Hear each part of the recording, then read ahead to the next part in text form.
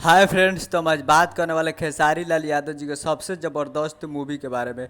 जिस मूवी का नाम है राउडी इंस्पेक्टर, और उसका ज़बरदस्त एक सॉन्ग रिलीज हो चुका है। जिस जिसका नाम बहुत ही ज़बरदस्त टाइटल रखा गया, और आज सुबह में ये audio song, full audio song में ये रिलीज़ हुई है। मोशन ऑडियो सॉन्ग है।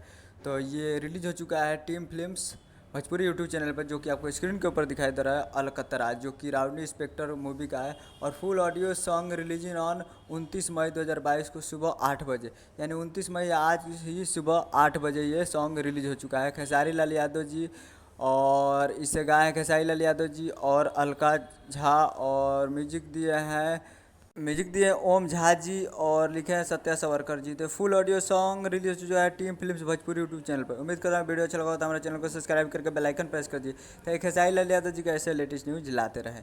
मिलते हैं अगले वीडियो में, तो जाइए और फुल ऑडियो सॉन्ग जाकर सुन सकते हैं team films Bhojpuri YouTube channel पर। मिलते हैं अगले वीडियो में, तब तक के लिए जय हिंद, जय भोजपुरी।